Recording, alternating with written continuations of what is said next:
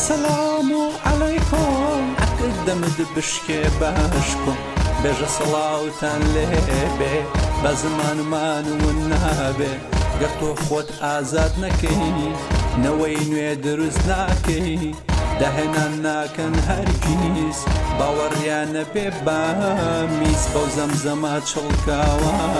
بۆ عەقڵا خەڵەفاوە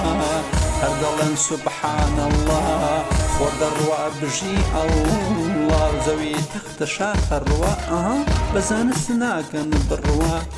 بە سەدان هەڵەی قورئان بە حەکایەتی شەیتان بە ڕۆمانی قیامەت فکری قۆڕی جەهالەت کۆتی عەقڵت فڕێدە چرتێ بۆ قورئان لێدە بڕوا بە کودبوون بێنە واز لە جنێودان بێنە لە ئاسڕاستی وەک کەڕی لای مەلاژێژ و مەڕی ئەسەلام عەلەیکم ئەگدەمە بشکێ بەشکم پێشە سەڵاوتان لێبێ بازمانمە ون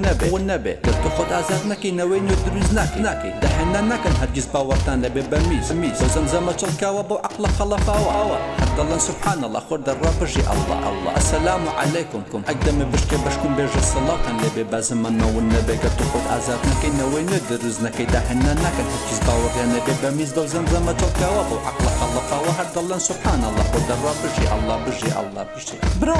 بختان لە قورئان مەکە بەڵگەم هەیە کاکە بوختانی چییە خۆرە ڕوا خۆر لە زەوی بچووکە چکە چێتە ناو چاڵێکی قڕاویەوە لەسەر زەوی وەکو هێلانەی نەعامەوە ئەسڵەن باسی گۆیی و خڕێغەی نەکراوە تەختە و ئاسمانیش ڕسەق بناویراوە سپێرن پیاویش لە پشت و سنگە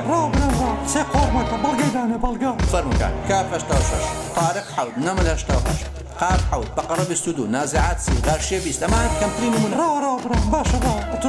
ئەتو دەرێ ئەڵڵا نییە خوا نییە ئەدی شێ توی دروست کردی ها دەتانی عەفتە گوونەکەی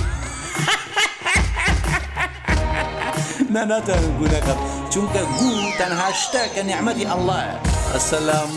عەلەیکم عەقدەمد بشکێ باشکم بێژە سەڵاوتان لێبێ بە زمانمان ون نابێ گەر تۆ خۆت ئازاد نەکەی